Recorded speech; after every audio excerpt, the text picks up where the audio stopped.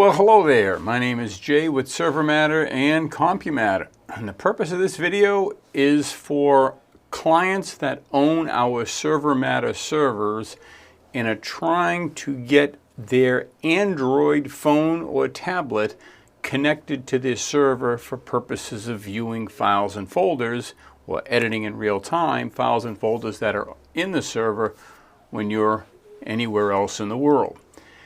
Basic concept is you're going to need to get a file that's called an OpenVPN file from your server. It's a single small text file. Email it or put it on a USB or put it on a cloud drive. In some way, get that file onto your Android phone or tablet. And once that's there, you're going to be able to download an app from the Play Store. Install that file. That file will do the rest in connecting to the server. You enter in your username and password, and poof, all your files are there. So, without further ado, let's show you how it's done. So, here's how you do it. From your computer at the office, you're going to open up File Manager while you're attached to the same network, type in 2 backslashes in ServerMatter and hit Enter. And in there, you're going to find the folder that says VPN users, which are right here. Now, if that folder is not there, it means somebody's logged in as a user who is not allowed to VPN. They won't have access to this if they're not allowed to VPN. But what you're going to need to do is grab this file that says VPN config. It'll say Welch Brothers Biz .ovpn. Now, if you have your extensions turned off, you might not see the .ovpn, but it starts off with VPN config. That's the one you need. The other ones are installation programs.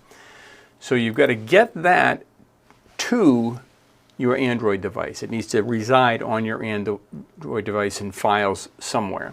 So you can email it. There's no usernames and passwords in here, so there's nothing that's going to give an attacker an ability to log in.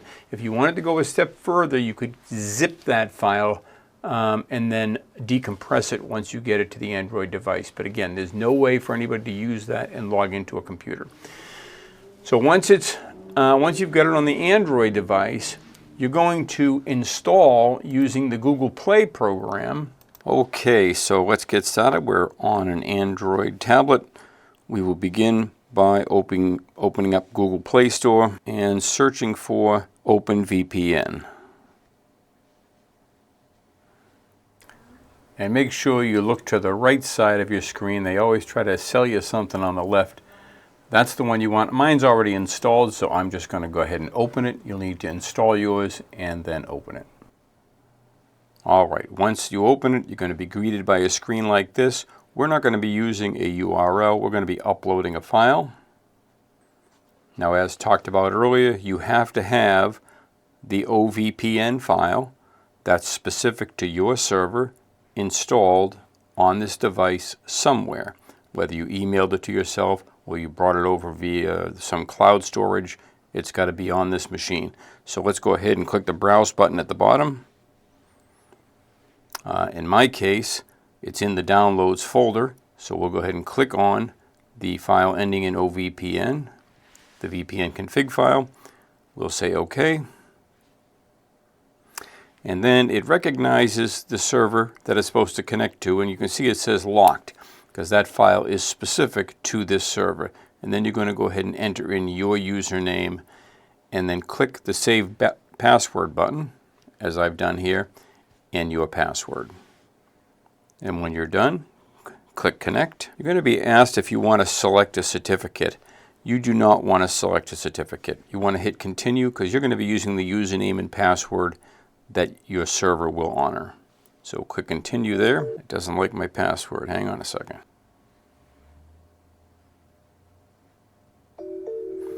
Okay. And once you've connected, this is what you're going to see. The green button's going to be over on the right-hand side, and you're going to have a little bandwidth indicator over there on the far right-hand side. I may have said the right-hand side instead of the left-hand side on that green button. I apologize for that. Okay, now we're going to leave it running. It's important that you leave it running, but let's move away from OpenVPN and back to your main screen. Now here we've got to download one more program, and that's the program that allows you to view your network shares. So we are going to search for a program called CX File Explorer. You see it right here at the top. And that's the icon you're looking for. And you know, they confuse you a little bit with what's on the left-hand side. Ignore that. You're only concerned with what's on the right-hand side. CX File Explorer will install that. Allow access, yes. And yes to manage all files. And allow, well, I don't really know that I need notifications, so I won't worry about that.